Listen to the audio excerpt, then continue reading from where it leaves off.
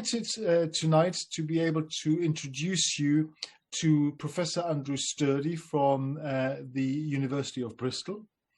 Andrew is a professor of organization and management. His research interests focus mainly on issues of power and identity in the production and use of management ideas, especially in relation to management, consultancy, and organizational change. Recent projects have looked at the use of management consultants in the NHS, very topical right now, alternative models to external management consultancy, and national differences in consulting, use of resources, and management advice. He has published widely on these topics in articles and books and led 2 ESRC-funded research projects on management consultancy. He advises various organizations on an unpaid and pro bono basis on the use of management consultancy and has a public policy interest in this area. He is an associate editor of the Journal of Management Inquiry, and his most recent book, The Oxford Handbook of Management Ideas, was published in 2019. So, without further ado, over to you, Andrew. Okay, thanks very much, Andreas, and welcome. I'm just going to share my screen and hopefully we will be able to see some slides here. So if you bear with me.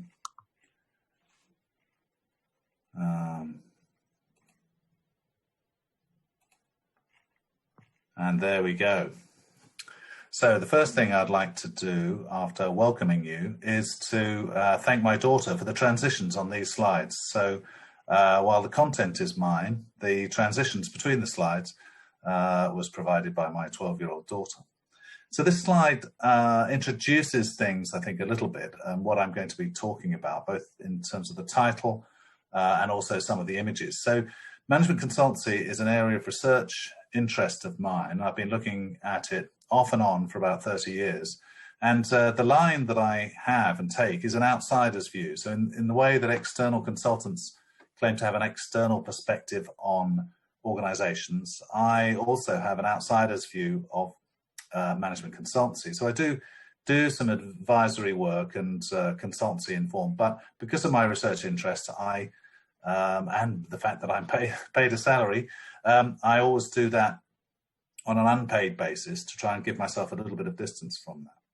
So that's my background and perspective. I'm coming at this from a largely academic or research perspective, but one that's always based with client organizations or consulting organizations, and my research is always very much connected to practice. So some of the images here really are some of the contemporary areas of controversy around management consultancy. But if you took a different time, you'd have different examples. But management consultancy, as I'm sure you'll appreciate, is a very influential and important activity, but it's one that comes with a lot of controversy, and particularly at the moment. So 2 of these images, one of them is around the current scandal, I suppose, in the States about the role of McKinsey, which is a powerful organization, attracts more attention than most, perhaps, and the opioid crisis in the United States. So McKinsey was advising pharmaceutical company to increase its sales that led to the addiction problem with opioids. So in a sense, McKinsey's problem there was that it was too client-focused at the expense of wider society. Likewise, in the UK, we have current controversy over the amount of money spent on consultants in relation to COVID projects. And so some of this is not necessarily around whether the work is good or bad, or people can argue the case on that, but also the process of that. How did this work come about? How did they get the contracts? How transparent it was? So one of the reasons that consultancy attracts quite a lot of criticism is a lack of transparency, and we'll get onto that shortly. The third image is a more positive one, which comes from the Management Consultants Association in the UK, that obviously has an interest in promoting the value of consulting. And consulting is a very, very successful occupational group, industry, particularly in Northern Europe and North America. And so regardless of all the criticisms, it's quite clear that it does have some value to the people who use it and commission it. And it is a real success story if you look at the history of management consultancy. So what I'm going to do today is to focus on some of the controversy around consulting and also its governance or not quite, including regulation, but governance in the broadest sense of regulating it rather than necessarily through rules. So one form of regulate or one form of governance, for example, could be through the market, although that's a bit of a problem in consultancy, again, as we'll see. So the outline today is for me to raise some of the criticisms around management consultancy, why they might be made, what currently is done to govern or regulate management consultancy, and some of the problems with existing approaches to governance, and then consider some of the options and the possibilities of how it might be improved. And so the focus really is to look at some of the problems of management consultancy in order to improve it by reviewing some of the issues that are addressed today and some of the ways in which they could be addressed. This is based on some initial research that I'm doing looking at this topic. So it's based around work that's already been published, reports, what some of the organisations themselves say, and the professional groups. So it's an early stage, and unlike some lectures perhaps, I'm not speaking here as if I've found all the answers and it's all complete. Rather, it's the start of a project, and I'm quite keen to find out more about this and look to possibilities of how governance can be improved in management consultancy. So that's the rough outline, and I'll run through some of those topics one by one. To start off with, a joke. And there are lots of jokes about management consultancy, and we'll explore a little bit why that might be the case. You can obviously read this yourself, but I'll run through it just to make it a little bit easier. This is one of many jokes, and if you go to the jokesmagazine.com, you can find a huge number of jokes around management consultancy. This one I quite like, and I've actually had to update it as the technologies changed. So a shepherd was herding his flock when a huge BMW stormed up. A sharply dressed young woman stuck her head out of the window. "I can tell you how many sheep you have," she declared. She parked, took out her phone, and via the NASA website scanned the area, opened up a spreadsheet, and posted a lengthy document. "You have 173 sheep," she declared. "Correct," said the shepherd. "And you are obviously a management consultant. You turned up here uninvited and tried to impress me by using a lot of technology to tell me something that I already knew." So this joke is addresses a particular theme of criticism around management consultancy. But as I said, there's a whole host of other possible areas of criticism.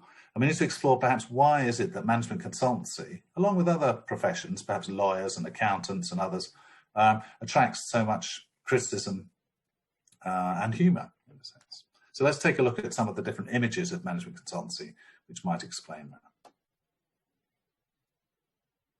So I've identified three core themes around management consultancy and how it's seen in the public and the media in particular.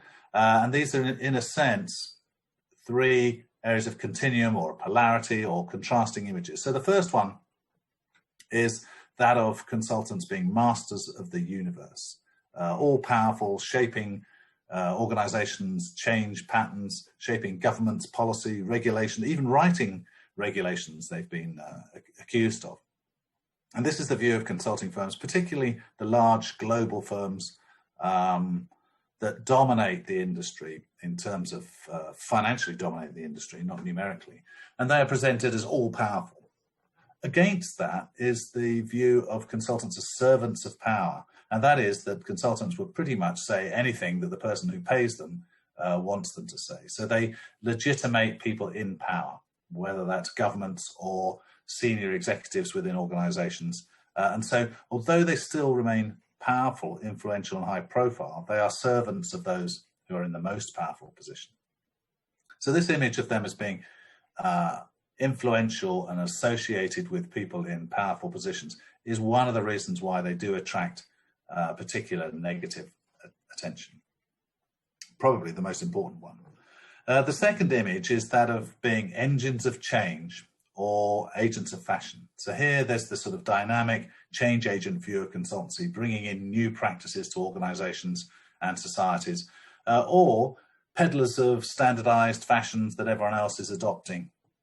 And so in a sense, they can be both at the same time. So some organizations want the latest fashion. They want the latest technique, and consultants are seen as people who bring those practices from, if you like, innovative practices into different sectors and different organizations. So that doesn't help us too much in terms of explaining why the jokes are there, although there's this notion of fashion, I suppose.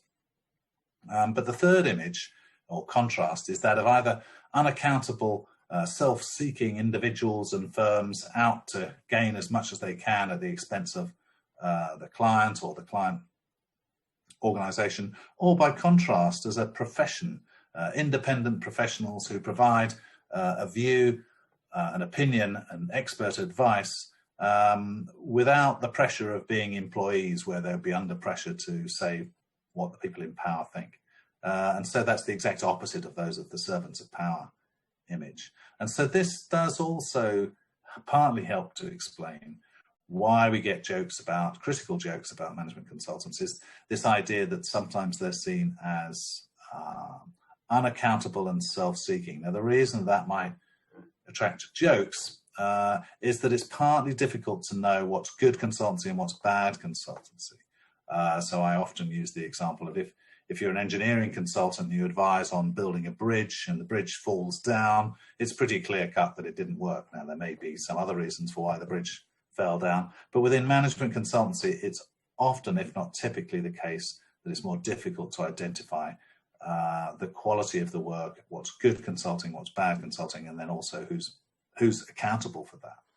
And we'll return to that issue shortly. Okay, so these are the dominant images of consulting, and behind those are a number of more specific common criticisms, and these can be divided into three different forms. Criticisms over, if you like, how consultancy is carried out, criticisms over what is sold, and then criticisms over the power and influence of consultants and consultancy in general. So again, there's a huge variation within the industry, from sole practitioners to massive multinational firms, the big accounting, consulting-based firms, and then the big strategy consultants. A wide range, but these criticisms are directed to almost all of that group, but particularly the big firms. So the first one, if we take the first criticism around sales or profit motivated over the client organization or over the interests of society. And so the current scandal around McKinsey and opioid is a case in point where, as I mentioned before, McKinsey could have been accused of putting the client organization need over that of society. So they helped the drug company increase its sales at the expense of those people who became addicts. More commonly, I think, consultancies are criticized for putting the needs of the immediate client over the client organization. So they will work for the person who is commissioning them, who's paying the fee, but it might not always be the best thing for the client organization. This is reflected in a whole host of different criticisms, how they create problems or exaggerate problems in client organizations in order to sell on or sell their own pre-packaged solutions and then sell on more business. And I'll return to that issue later on as well, which is a key one, which is the idea that consultancy is basically out there to sell regardless of need, rather than the image of the independent professional, which is where someone would potentially go into an organization and say, well, actually, you've got this problem, but you don't really need to do anything about it right now, and I'll leave now. So they're accused of taking advantage, or opportunism is the technical term. The other issue around that is the fact that they're criticized for not challenging clients. So it's not just saying positive things, but they won't challenge clients if they think they're wrong, because they're worried about losing sales. The second main form of criticism is around not how they sell or operate, but what they sell. And this is quite a broad one. And at an initial level, consultants are criticized for selling standardized packages, solutions, not tailored to the individual client, simplified or repackaged from elsewhere. The common criticism of old was that they would just change the name of the client on the report and hand in the same report and charge money for that. It's partly how it's done, but also what they're selling. Academics in particular criticize consulting ideas because of their simplified form. Although I have to say that I think there's academics are more likely to make things complicated, and they might be more robust in their methods, but they're not necessarily very good at persuading and also making ideas operational in a sense. So consultants are criticized for what they sell, and also within the case of management consultants, many people, and perhaps increasingly so, management itself is criticized. So there's a focus on efficiency and economic logic and sort of technology based ideas, a market rationale, if you like, in their knowledge. And perhaps with the emergence of grand challenges such as climate change and the financial crisis, greater questioning has happened over this type of efficiency-based knowledge focused on shareholder value. And they're often accused of having a very, if you like, rational approach to organizations rather than simply based on wider issues such as public service or other values. Thirdly, they're criticized for being too powerful. And that's mainly in certain countries and particularly in relation to government. So you have this term consultocracy, which is where consultants are accused of, if you like, replacing civil servants and even elected politicians in terms of shaping government policy, shaping regulation, and then eroding public sector knowledge and creating dependency. So the UK government is often accused of becoming over-dependent on management consultancy. And in fact, the head of the Cabinet Office recently talked about an overuse of management consultancy, which made civil servants infantilized. So there's too much emphasis and power given to management consultancy. Likewise, there's a lack of accountability. So while in theory, politicians and civil servants, I emphasize in theory, are accountable for their actions, consultants are sometimes even used for this, for scapegoating. So the criticism is that consultancy is too powerful, too unaccountable, not open to the same scrutiny. And they use commercial confidentiality as a reason for not doing that, and also client confidentiality. So these are some of the criticisms, and notice that I'm not always validating these criticisms, because in general they're sometimes relevant, sometimes not. But nevertheless, when we're focusing on governance and regulation, these are the things that we need to take a look at. Okay, so that's a particularly attractive transition there. How might we explain some of this criticism? 3 ways I've identified: sour grapes, bad apples, or bad barrels. So you have to forgive my use of fruity language here. The first approach to looking at this criticism is that there's nothing actually wrong with management consultancy. It's sour grapes, it's resentment, envy, threat from consultants, from people like academics, the media, other client groups. And this quote here, which I've used a lot over the years, says a lot, I think, about relationships with in organizations with consultants. I like working with consultants, and then in brackets, provided they report to me and not my boss. So that highlights some of the potential threats that consultants and consultancy can pose to individuals or particular groups. And so you see this notion that a lot of criticism and jokes about consultancy is based on the threat they pose to jobs, for example. So you might get criticism from trade unions and others, scapegoating or blaming consultants.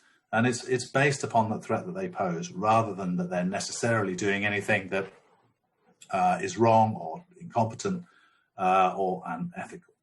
So that's one approach, is to say that some of the criticism is based on sour grapes. And I think there is always an element of that in the criticism. But at the same time, and obviously certain cases would back this up, there will always also be some basis behind the criticism as well. So the other ways of explaining criticism are bad individual choices. So it's the bad apple view, the view that there are individual consultants who, for whatever reason, do the wrong thing, make the wrong choices, or are putting their own career interest, financial interest above the client and not acting in a professional capacity. And you'll get those in any occupation and profession, and that's bound to be the case. Like in anything else, there are good and bad practitioners. So that's the second approach, and it's the one I think that the firms themselves would emphasize.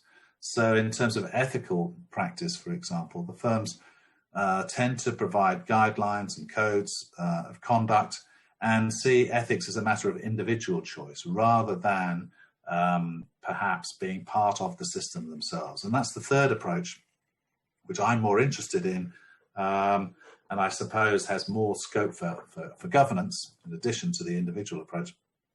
And that is that the criticism is based on problems within the system of management consultancy. And what I mean by that is the relationship between clients and consultants. We're focusing on consultants here, but clearly clients are actively involved in this. Excuse me. Okay.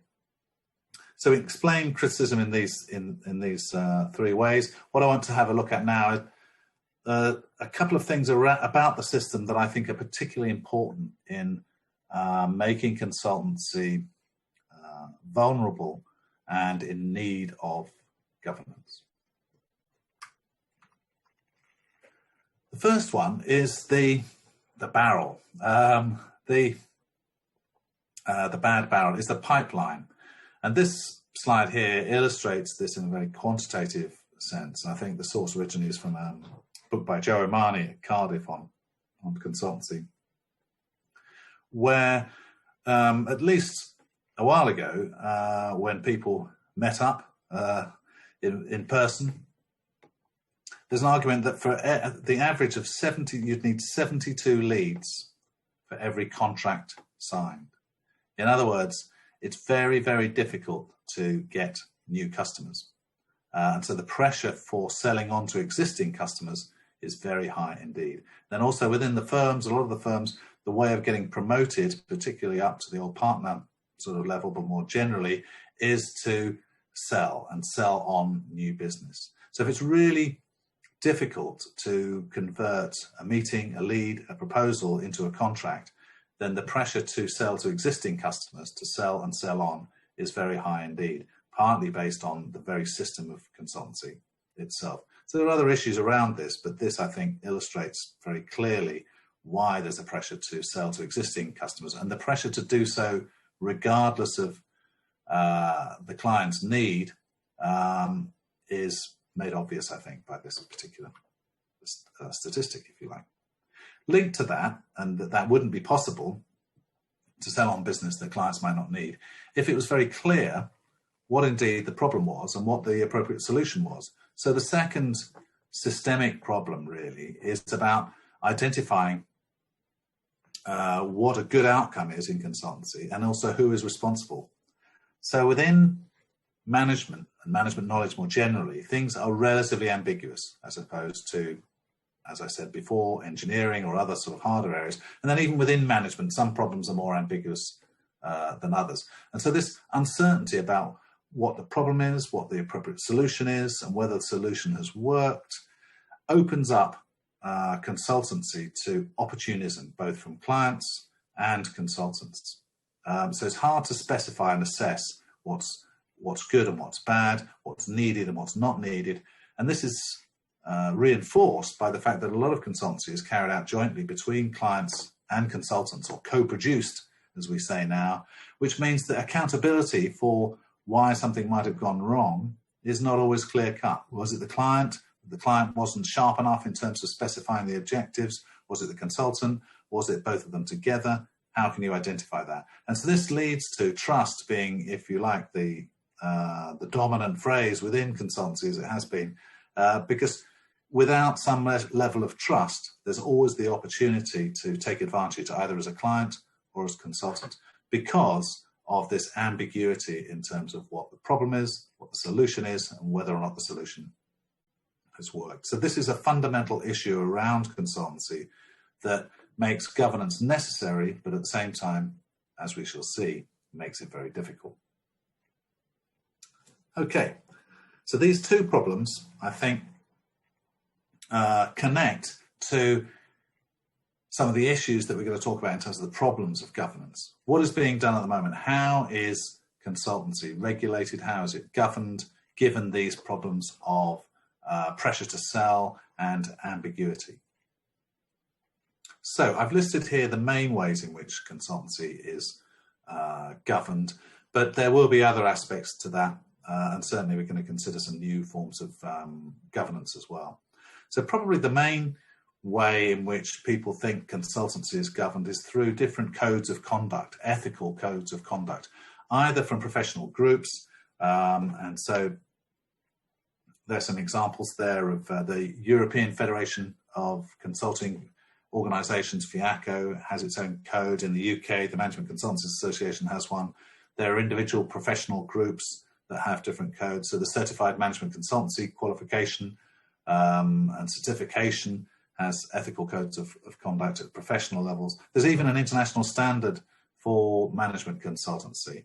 And so this form of self-regulation is common in lots of professional groups and occupational groups, and is linked basically to individual behaviour, and it's either run through professional organisations or organisational codes. Because in consultancy, the profession is not very strong in anywhere in the world. I think only in Austria is it actually a requirement to be registered as a consultant through the state. So professional codes are not compulsory, but it's a form of self-regulation, unlike many of the other professions. Unlike accounting, which is probably the closest occupation, both organisationally and in terms of activity, is accounting. So accounting is regulated by the state, and you have to have the qualifications in order to practice, whereas, as is commonly said, there are no regulations to prevent someone from becoming a consultant. So the dominant approach, I think, would be through professional code, or the dominant, most visible approach, I suppose, is through codes of conduct.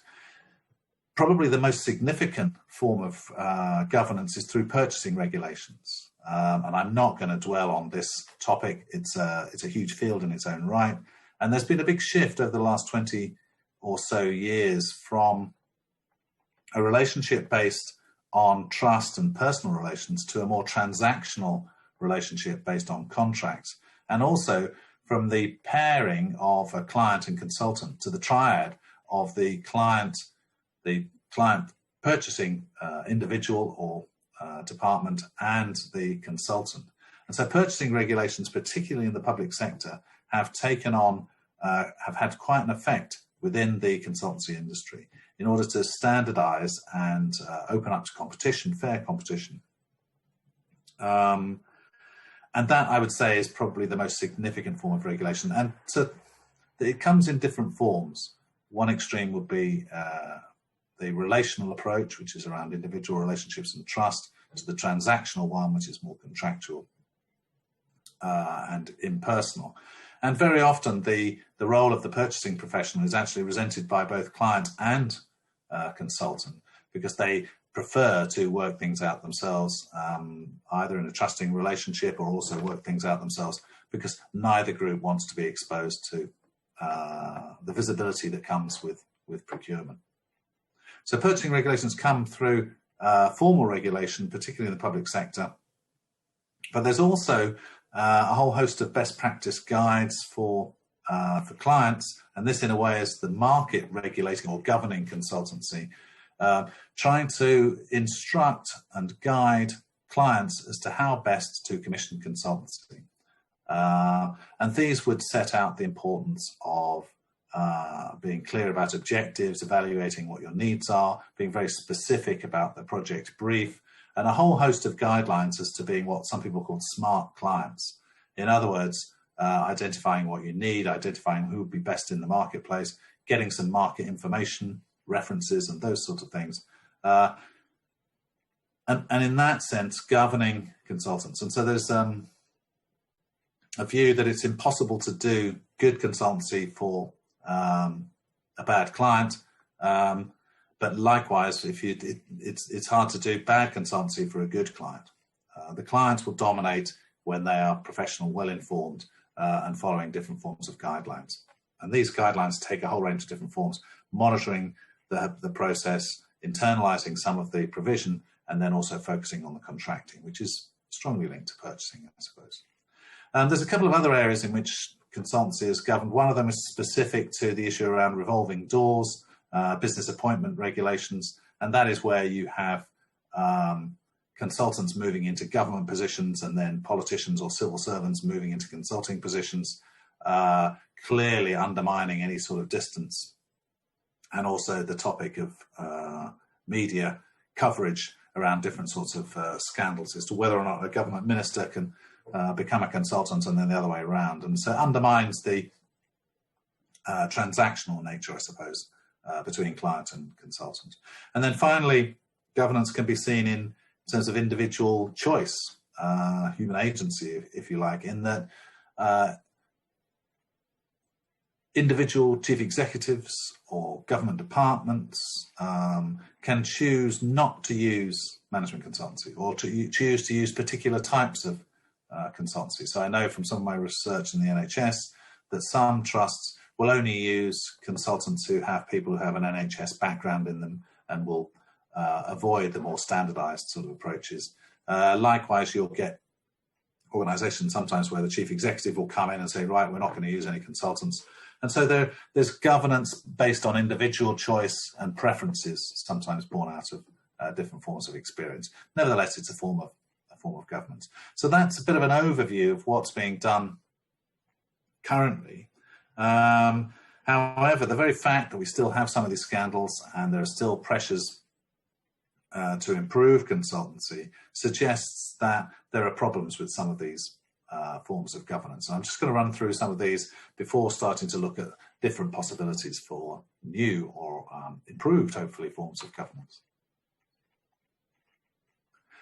So I think probably the most important thing to say is that the existing approaches to governing management consultancy are very poorly implemented, fairly minimal. It's as I said before, the occupation is a very weakly professionalized occupation. There's a view that the problems of the industry are problems of individuals, it's not the system. And perhaps more importantly is the problem about evaluating management consultancy, the difficulty of identifying what's good and bad consultancy and who's accountable makes governance exceptionally difficult. And this is compounded by a culture of secrecy or defensiveness, whereby both clients and consultants are not keen on having their business scrutinized. And you can see this in a whole host of different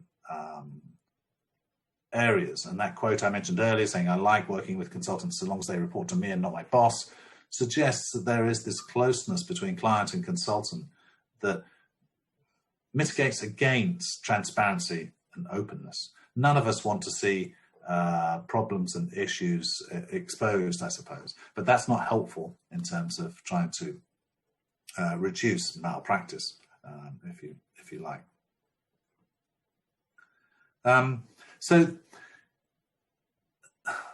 within the government context, there are quite frequently, every 5 or 6 years or so, there are reports produced on government's use of management consultancy, certainly in the UK, either by the Cabinet Office or the National Audit Office. And I've been looking at these for over 20 years, and each time they will come up with the same issues and report how there's been a lack of progress in governing the use of management consultancy by government. And some of these issues are say, well, the public sector are particularly bad at using consultants. But these issues also come up in the private sector, but there's less transparency there. So I've come across very similar sorts of issues in the private sector, but less is known about it because in the public sector, there's a lot more scrutiny and transparency. So the question of it being weakly governed could be linked to the fact that it's very difficult to evaluate what's good and bad consultancy. But it doesn't mean that I don't think that you can't try and identify some of those things. There's also resistance to regulation and governance. A classic one here is the practice of chaining, which is where, I'll take the example of the NHS advisedly, where there's a regulation whereby anything over £50,000 needs to have a business case made, and that is supposedly scrutinised both before it's allocated and then reviewed afterwards, although I haven't seen any details of how these projects are reviewed. So what that can lead to is a series of projects being commissioned that come in at, I won't say 49,900, but come in below the 50,000 mark in order to avoid that scrutiny. But there's a whole host of different ways in which regulations, purchasing regulations, have been resisted, rewritten even by clients and consultants. So I don't want to place consultants here as the only guilty parties here. Clients and consultants work together in resisting scrutiny and regulation of their practice, sometimes for well-intentioned reasons or for good reasons, but sometimes not. So one of the reasons there's a lack of progress and limitations of governance is that it's resisted and knocked back, breaking the law, bending the rules, changing the law even. And so this has been going on for a long time, particularly in relation to the introduction of purchasing regulations. Another issue is that you could say that the governance and regulation is misdirected. There's a focus on free competition or value for money. Perhaps there should be some regulation that's directed towards other goods or goals, such as preserving democracy and transparency. But most of the regulation is directed towards competition and value for money issues. Finally, one of the reasons there's a lack of progress is the power of not just the consulting firms, but also some of the clients. And as I've already said, when you have powerful clients and consultants resisting some of these things, that certainly helps in governance being limited and pushed back. But one of the issues is the imbalance in power, either between the consultant and the client. So you get a different form of power imbalance. You might imagine, for example, one of the big four or a big consulting company working with a hospital trust, and the hospital trust might feel intimidated by this big consulting firm with all its experience.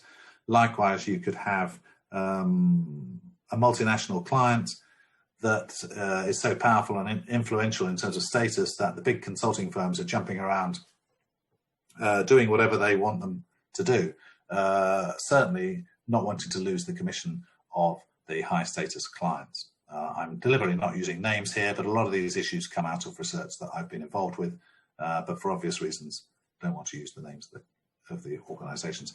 So the essence of this point here, and illustrated, I think, best by the Enron Code of Ethics, is that existing governance is at best limited and at worst not effective at all. So what can we do? If I had a specific list of easy solutions, you would be surprised, I suppose, because what I've been talking about highlights how difficult this problem is. But it doesn't mean to say that there's not a good reason to try and improve things. And also, there are different parties who do have an interest in trying to improve the governance, not least the consulting firms themselves and the clients in many cases. So there's no magic bullet for the reasons that I've already explained, I suppose, but there are some possibilities for improvement. And also the way that the environment is changing is opening up new possibilities. So, for example, the use of technology might open up some scope for greater transparency. So now we're going to, I will be, that this is the final stage of the presentation where I'll review some ideas and thoughts about possible routes for improving governance. The first area is mixing it up, as I said, hybrid regimes in academic speak. And here we take the example of accountability. So if you are a professional group, we could look at accounting and auditing, where there's a lot more attention given. And if you imagine or are aware of some of the problems with auditing and some of the scandals in the auditing area, and that's something that does have regulation, that does have state backing, and it does have strong professions, and yet still there are problems. So this suggests that within consulting, without state backing and strong professional closure, then some of the problems might be even greater. But if you imagine a regime where professional behavior is given the resources in terms of time and guidance rather than rules, slack, if you like, which goes against the commercial interest, of course, then all other things being equal, people are more likely to be more ethical in their behaviour. That's one of the arguments, is moving away from rules that are either bent, broken, or resisted and resented, more towards, if you like, facilitating, providing the conditions for professional behaviour on the part of the industry. And I suppose you could look at the case of McKinsey and the opioid crisis as well. There are different schools of thought on that, but McKinsey prides itself on allowing its consultants to turn business down from organisations or projects that they don't want to be involved in. And that sounds very liberal and understanding, and it also suggests that they're not simply focusing on money. But of course, what it ends up doing is that the people who do work on those projects are the ones who are least concerned about doing so. So sometimes regulations can have unintended effects. So McKinsey's sort of liberal view about allowing consultants to turn projects down can have the unintended effect of having projects that are not rejected because they attract people who have different, shall I say, ethical standards. These hybrid regimes are probably more evident in the purchasing realm, where if you take the two extremes of relational and transactional purchasing, the argument here is to have not just something in between, but have something contingent or depending on the circumstances. So rather than focusing on control type approach, it's creating incentives, perhaps having incentives for whistleblowing, for example, structuring rewards in a way that encourage professional or ethical behavior rather than discourage that. And the second one here is the contingent view, which is not having this opposition between a transactional approach, which is all very standardized, mechanized, and not tailored really to the client needs, or the other extreme, which is all about personal relationships, which opens things up, but to have a different approach for different types of projects. So some outcomes are easier to specify. Some projects are easier to nail down in terms of what the objectives are, who's responsible, who's accountable. So having a contingent, a varied approach depending on the project. And this links also to a term called systems stewardship, where instead of just having projects with two parties involved or three parties, but two main organizations, you have, particularly again in both public and private sectors, multi-party networks of organizations involved, and trying to structure things there where you have approaches that try and encourage this professional behavior. I suppose what I'm trying to get at here is these hybrid regimes are trying to get a bit of a compromise between the two extremes of overly regulated or too open, and then secondly, having different approaches for different types of projects. So changing the nature of the purchasing regime according to different projects could help, rather than trying to have a one-size-fits-all. Okay, the second area that I'd like to raise is perhaps a little bit more controversial and a little bit more associated with the current environment. And that's to look for different sources of expertise and even having different ideas rather than simply management consultancy. And there's a few listed here. The logos that you see behind the headline there are those of, I think actually now there are 30 consulting firms that are B Corp, which are organizations that pursue, are businesses that pursue purpose, have social purpose as well as profit alongside that. So they structure themselves and get certified on the basis of looking after their customers, looking after the environment, looking after their employees, and basically balancing the profit motive with other objectives. And this is something that's emerging more generally. Clients are more interested in sustainable and ethical organizations. Employees, young graduates wanting to go into consulting, there's greater pressure to work for organizations that they would identify with in terms of how they're structured. There's issues around how people treat employees and the work-life balance. There are social changes that are making an alternative structure to those that reward selling on and profit above all else more palatable. Perhaps, maybe even going back to some of the traditional issues in consultancy and the professional partnership, where there are debates as to whether or not the old professional partnership form is good or bad for ethical issues. So here it's highlighting the need to structure organizations in different ways. And there's already a great variation within consulting, different types of firms. You can get founders of small firms who set something up where profit is a relatively small area of emphasis. They're doing things for different sorts of reasons. The issue then is, as they grow, the tension between maintaining sufficient income and business in order to keep things going, while at the same time maintaining an ethical position, is sometimes very difficult.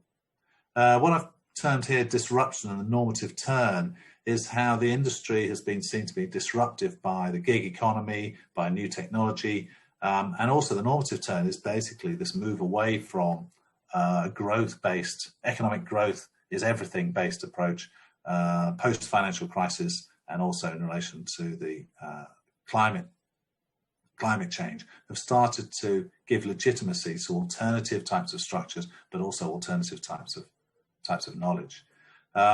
The issue, of course, is this tension between generating sufficient business to keep things going and ticking over at the same time as being able to maintain an ethical stance. Can you imagine, for example, post-growth economics based in consulting? And that partly depends on the needs and demands of the clients. Another approach would be to strengthen the credibility of alternative sources of external advice. And that isn't simply seeking to replace consultancy, but to make it a more pluralistic marketplace, to have more choice, if you like, after what sort of providers. And if you look at consultancy in general, it's concentrated, as I said before, in about 5 countries. Something like 60-70% of fee income is concentrated in about 5 different countries, which makes large parts of the world, even though consulting is global, seem to get by without using management consultancy. So there are alternatives to using consultancy, and that isn't to replace it, but it's to create this greater competition, and then also to look at internal resources. What I've put here, NIH, is the not invented here syndrome, which is this preference for internal sources of expertise. And TCE here is sometimes just transaction cost economics. There's a fairly conventional approach to assessing when you need external advice. And an example would be, actually, COVID's a good example, where something that it doesn't happen very often, and you don't have the expertise in-house, so you look elsewhere. And so a pandemic would be an obvious one. The question of whether or not the consulting firms had that expertise is an uncertain one. But it's quite clear that experiencing the changes that some organizations have experienced in the last year or so, they're unlikely to have had internal expertise to address that. So there are conditions when external advice, whether from consultants or not, is relevant. But I think that the criticism of the industry is that they have generated dependencies in situations where it would be better to source things internally. And that's partly the fashion still for outsourcing.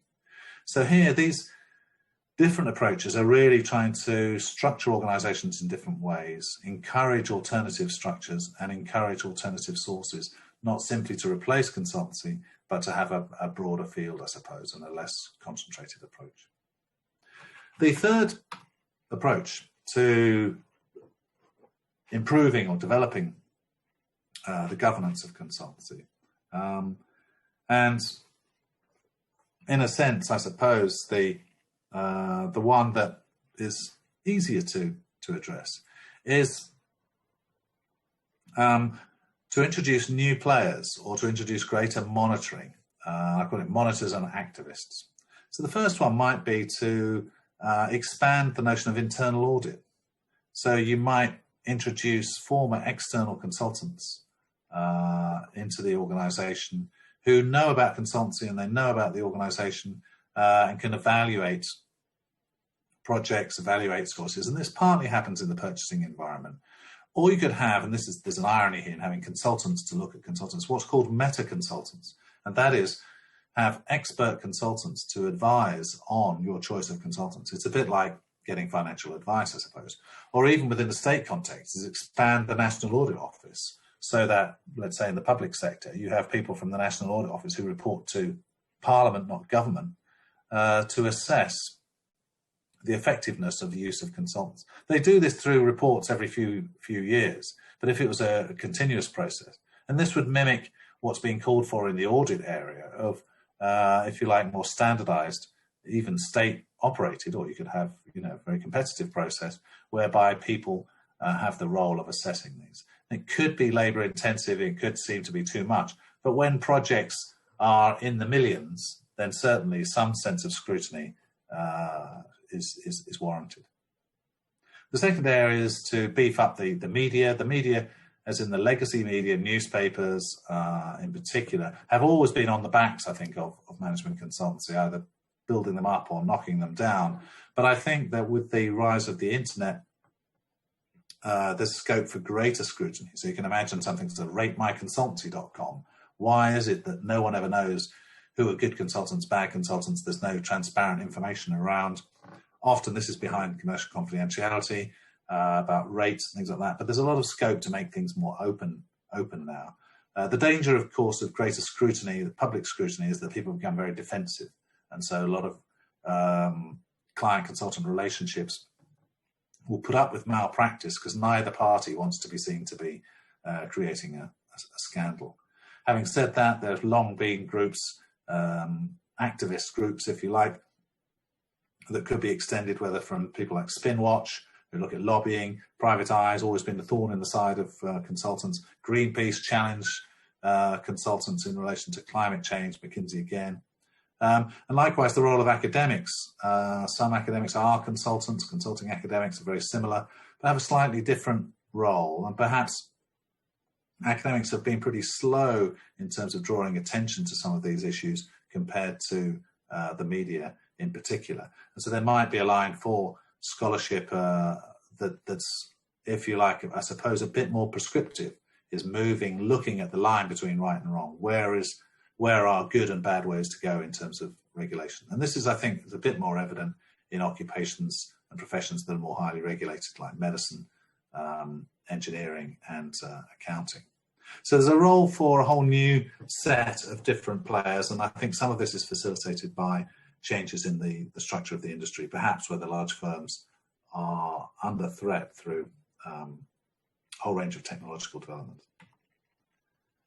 Okay, so to sum up what I've been talking about, I think I'd like to highlight how this issue is quite an urgent one. The ambiguity of consultancy, its cost and value, the power that it has, particularly in Northern Europe and North America, the extent of usage, but also the necessity. We will always need external advice. We always will need some good external advice in certain contexts. Makes its effective governance a really urgent matter, in my view. Also, we've looked at some to explain some of those things. It's going beyond the sour grapes and bad apples to look at the process and content of consultancy, the process of how it's perhaps sales oriented, the content looking at an efficiency shareholder type focus and manage a particular form of management, if you like. One approach would be simply to reinforce or even implement existing regulations and governance, but I think this would still be insufficient to address some of the fundamental problems in the system of consultancy. So we've looked at possibilities around, if you like, hybrid compromise type regimes of accountability and purchasing, and also the role of new actors, new organisational structures, and different sources of knowledge. Perhaps in line with a broader normative turn, that is a turn away from shareholder value or rational type approaches to ones that are cognizant of issues such as the climate change crisis and also the financial crisis. So different forms of knowledge, not necessarily dominating in the same way, but providing greater choices. So I think just to sum up what I've talked about the jokes and the criticism, the sour grapes, bad apples or bad barrels, different forms of governance that are currently adopted and their limitations, and then started to consider what else can be done, hybrids, alternatives, monitors. But as I said at the start, this is to the beginning of a research project. And I'm interested also in not just governance, but also what might be described as socially responsible management consultancy. What does that consist of? Not just ethical, because all firms and individuals would claim to be ethical, but that is has a wider social responsibility. So I'm quite interested in any thoughts and suggestions that you have, whether if you're an audience now or whether you see this online in a recorded format.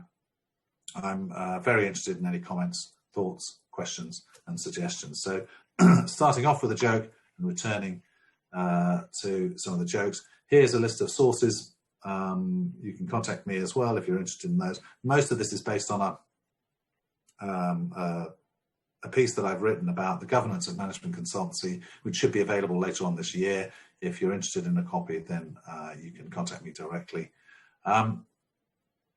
So thanks very much for listening. I'm interested in your thoughts and comments, whether now or in the future, if you're watching this in a recorded format. Thank you.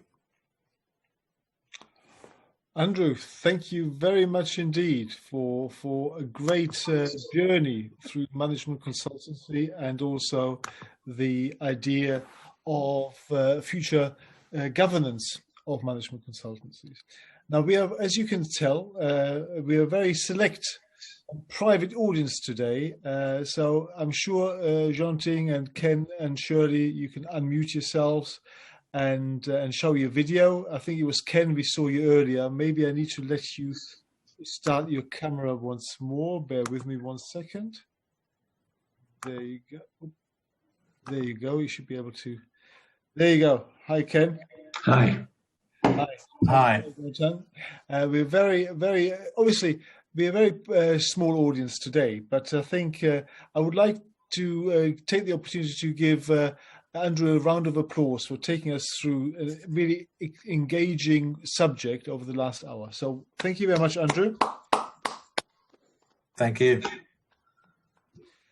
Well, we now come to normal sort of Q&A, but obviously this is going to be much more of a sort of conversation, really, rather than a sort of typical question and answer session. Ken, do you have any sort of observations and questions? Maybe I can finish up with a question, but I've got some observations. But the first one, I'd like to finish off the joke that Andrew started with, and I'm sure he knows the end of it already, but he chose probably not to tell the end of the joke. If you remember, there was a shepherd with his flock on the hillside, and a management consultant came up in a fast car and pretty much said to the shepherd, "Look, I'm very clever. I've got all this equipment, and I can tell you how many sheep you've got in your flock." And the shepherd said, "Well, I was never quite sure what the numbers were. It was well up towards a couple of hundred." He said, "But if you can tell me that, I think you chaps charge a big fee, but I can't afford your fee, and I'll give you a sheep if you can really tell me how many sheep are in my flock." And whereupon the young consultant did all the mathematics and GPS and all the rest of it, and said, "Well, it's 182. And the shepherd said, "Well, that's most interesting. You'd better do the deal we agreed. You can have one of my sheep." And the consultant then took one of the sheep and put it in the boot and went to drive away. But just before he drove away, the shepherd said, "Hang on a minute. I think you've got my sheepdog in your boot." It just illustrates what some people think of consultants. But anyway, there you go. Look, Andrew, really interesting, quite involved, a lot of information. And you said you're just starting a project, but I've had a lot of experience of dealing with consultants of all types through a career of 50 years in top-level banking. And I think there's perhaps, you've just touched on this, but I think there's perhaps a more simple way of analysing how to deal with your research. I'm all ears. It seems to me that all the research and effort should go into the customers who use consultants rather than the consultants themselves. There's such a wide range of consultants that I really don't think you can regulate them in any way.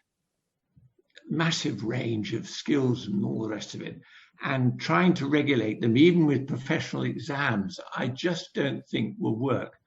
And so my suggestion is that it should be divided into SME market customers, stock exchange customers where other people have shares in the company, and they're the commissioning agents. And finally, the public sector. But across those three, the light would have to be shone very clearly on what advice was being given. And using market forces, that is probably the only way in which consultants can be regulated. So in the SME market, you're dealing mostly with owner-managers of the business, and they will stand or fail by choosing the right or wrong consultant. In the next level up, public companies, I would suggest that the cost of what they commission from consultants, the names of the companies should be published. For commercial confidentiality, there will be a lot of recommendations which will have to be omitted, but the shareholders have a right to know how much it cost and who they were, and broadly what was being advised. That information is not available in most cases.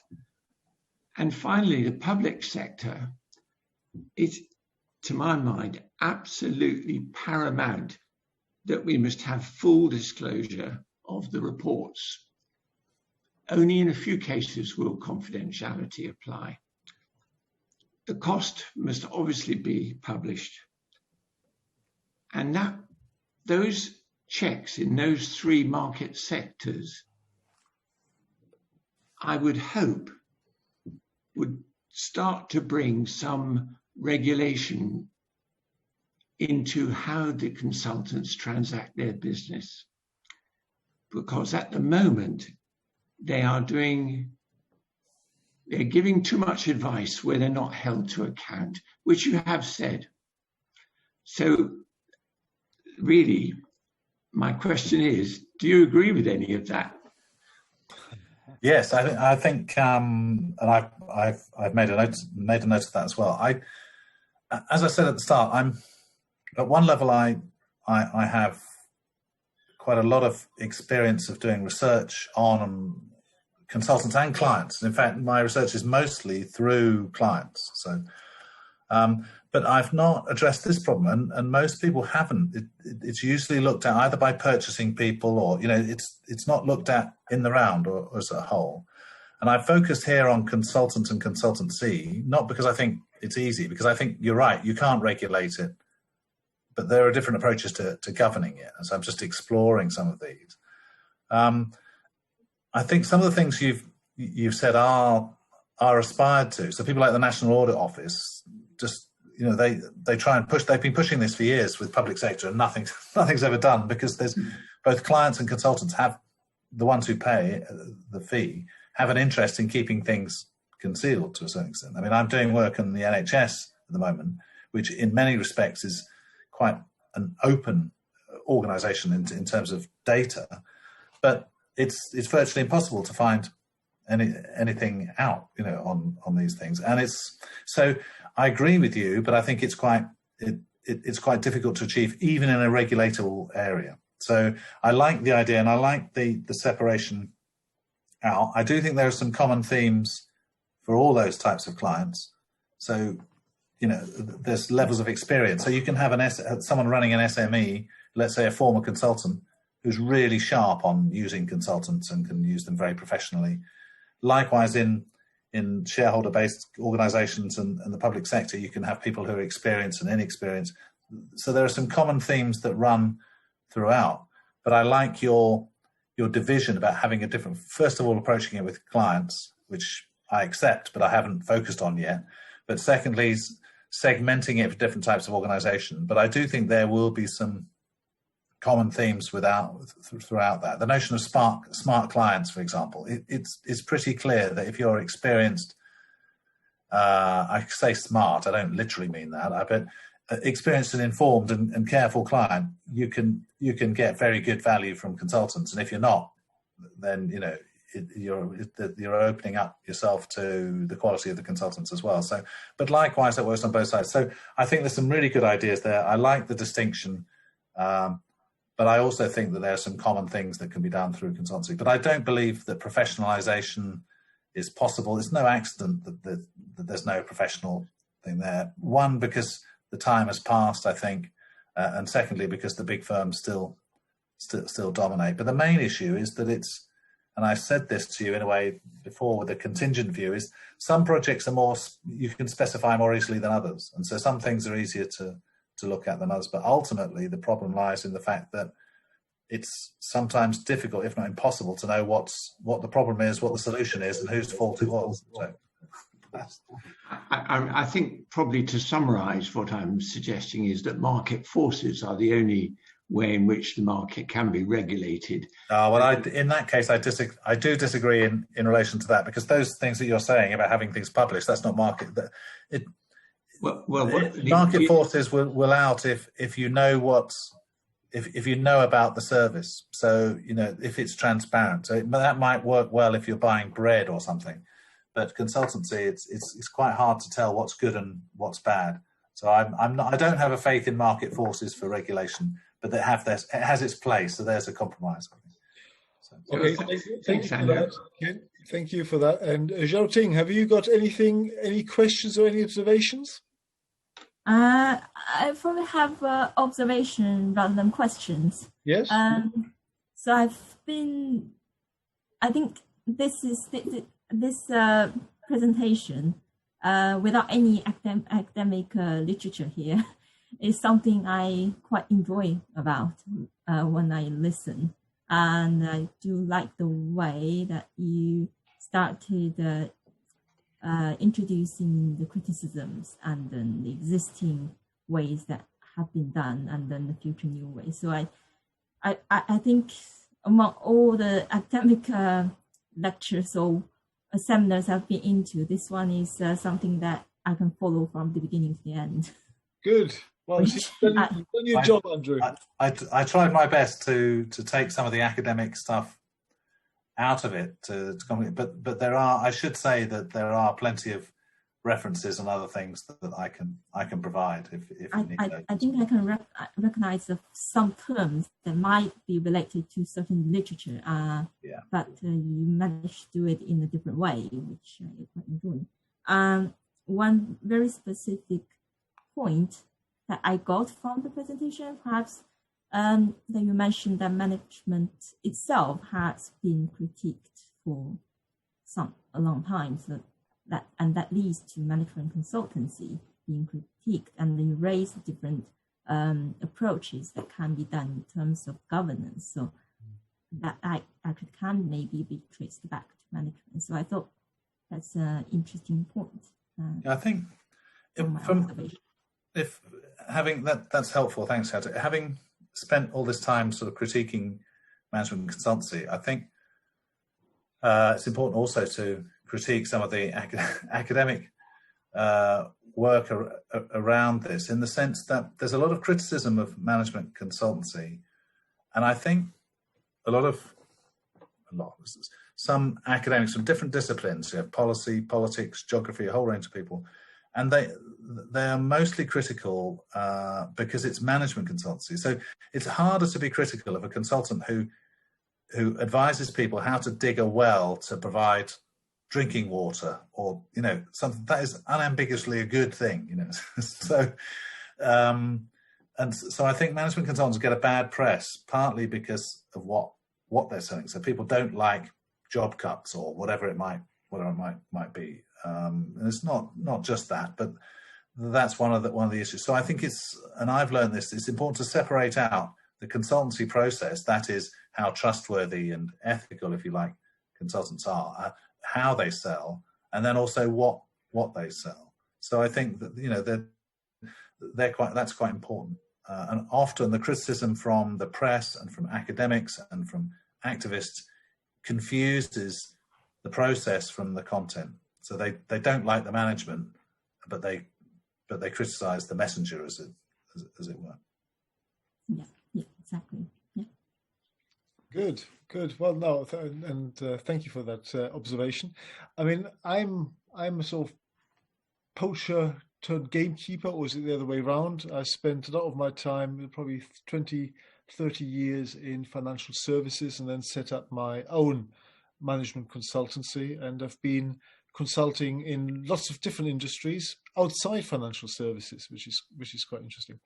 But my sort of observation initially would be is that actually part of the issue to me seems to be that the client and the management consultancy are sort of divorced from they're not actually a true partnership. They are disparate organizations, whereas in some countries, for example, in Germany and in Japan, where you have Zaibatsus, where you've actually got consultancies within big conglomerates and multinational companies, that relationship is very different.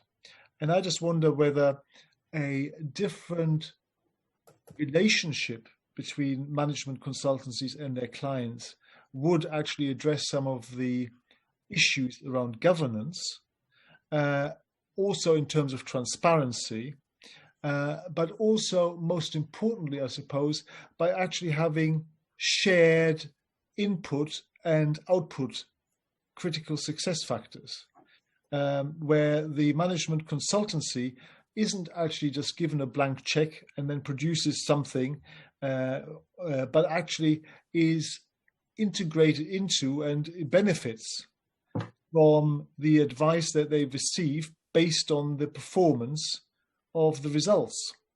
Yeah. Okay.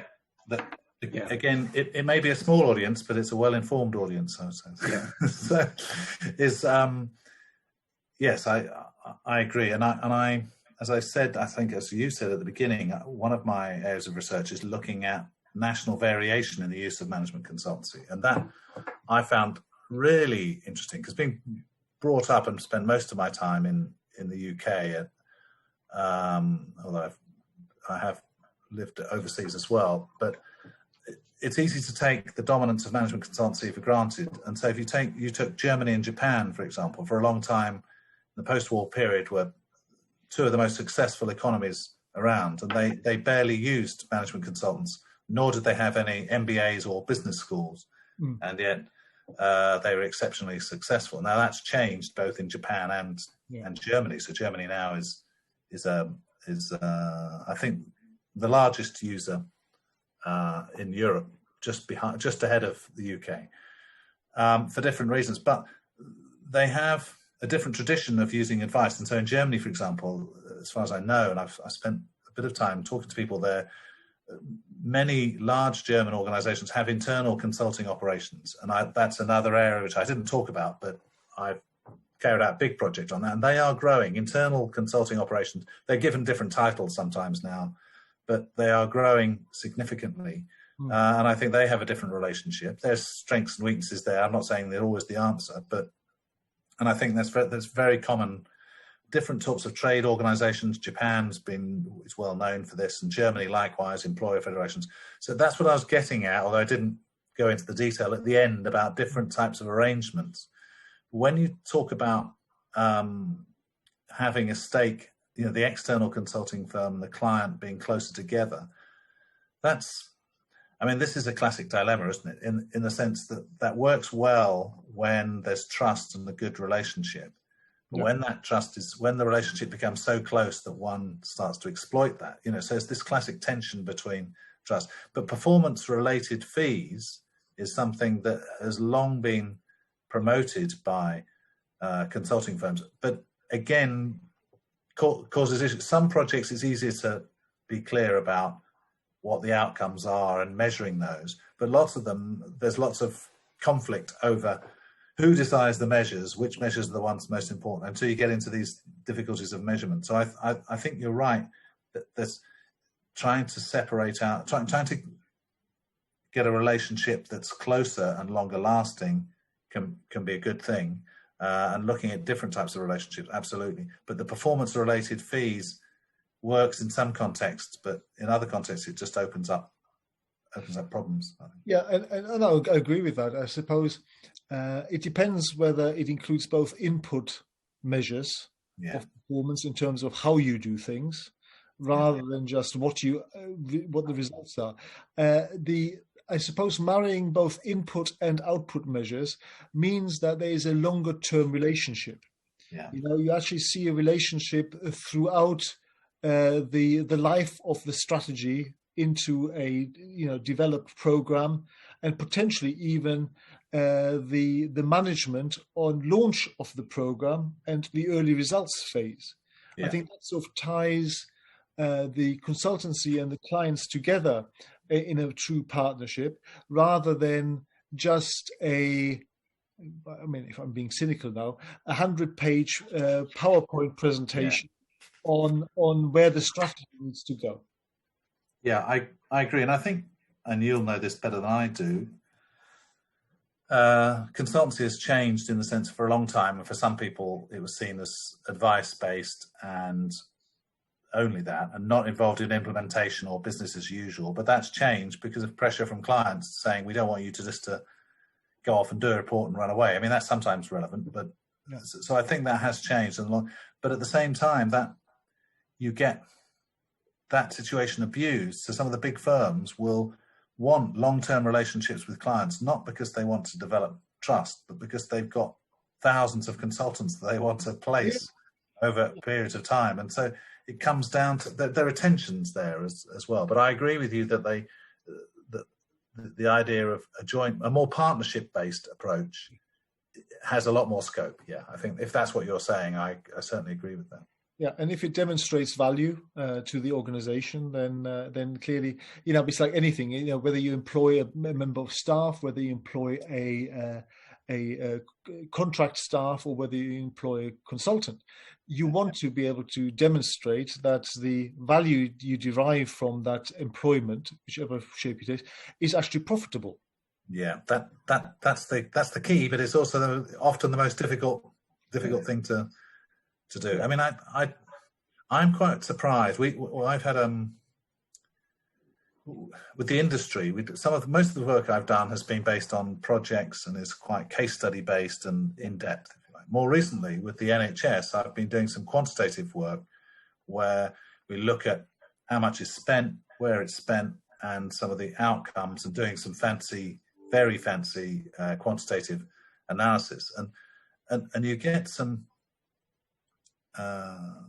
We got some quite worrying results, really, which is quite controversial. But it's hard to evaluate the outcomes of consultancy in many cases, and it's highly emotive. The consultants have an interest in, and sometimes the direct client have an interest in bigging it up, in promoting this project worked really well, because the client and the direct client and the consultant both have an interest in that. And the Management Consultants Association did a study about 10 years ago where they claimed that for every £1 spent on consulting fees, you got £8 in return, which sounds pretty good return. But they based that on asking the people who commissioned the consultancy themselves what they thought the return was. And they're not the most objective people to give a view. If you ask the end users what they thought the end was, so people will give different views. So I suppose I agree with you in principle, but in practice, it's often hard to. Yeah. No. Okay. Well, I don't want to hog the thing. So, Ken, have you got another observation? Yes, I'm very interested in your idea. I actually support your idea, Andreas, which is performance-related and longer-term association, which I think is very good.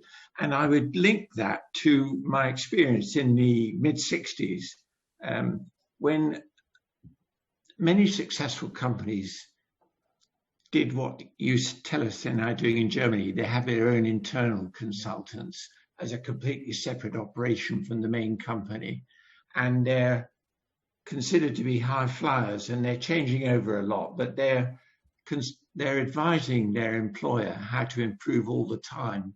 It's an ongoing responsibility, and they're still with the company when they see the results, and therefore they're responsible for the results. They don't fly in and fly out. So I was going to follow on and suggest that it might be worthwhile researching what I've just said, because my observation over 50 odd years is that there were a number of very successful companies that didn't use consultants very much at all. I'll mention a couple, HSBC and Marks and Spencer's, just as two examples. They relied on internal advisors with experience of their companies. That has all gone by the board. They've completely lost the touch and the wherewithal to do that. And both those companies are struggling in their markets. I believe it's because they gave up a very good system that they had in place through the late 60s and 70s. They were well thought of. Because they did their own consultancy in-house. I was very interested to hear you say that Germany is picking this idea up again. I'm sure it's a very good solution, actually. It seems to tick all the boxes for me. But in your research, I'm sure there's lots more companies than the two I've mentioned who were very successful in a period of time, unrelated to how the economy was doing, but just because they were functioning with their own efficient systems and training. Well, I think, yeah, I did look. I have looked at internal consulting. Well, that's one of the big projects I was involved with, and they come in different shapes and sizes. But as I said, I think the most powerful example is, in fact, not companies so much as countries. So Japan and Germany, when they were at their economic peak, were barely using external consultants at all. And likewise, you could make this. So it's just to show that this is not just anti-consulting. They didn't have MBAs and business schools either in that sense. So they're different traditions of training and education, and as well as advice. Yes, interesting. That's a good segue to close tonight's proceedings, because next month's talk is by Professor Martin Parker, and he's going to be talking about how business schools need to change to drive a sustainable economy. And that is a good link. And my next research, he's a colleague of mine, and I'm trying to look. An area of research is whether management consultancy will shift towards those sorts of types of knowledge as well. So will business schools shift, and will consult, and consultants are ahead of the game, I think, in some respects. Yeah. So there you go. Well, listen, Andrew, thank you very much once again, for a really interesting discussion. What I particularly liked about this, and this is only possible when you have a small audience, is it's actually much more of an interactive exchange of ideas, and I think that's worked really well, and I hope it's been of value to you as well, Andrew. But we'll give you another round of applause, and then we say goodbye till next month and your colleague Martin Parker. Okay. Thank you. Thank you very much for coming. Thank you, Andrew. Well done. And thanks, Ken, in particular, for your ideas. I will take them away with me, and they may reappear, but you'll need to contact me by email if you want to take credit for those. There you go. Thank you. Value added all round. All the very best. Exactly. Thank you. Bye. Thank you, Andreas. Bye, shouting. Bye-bye. Bye.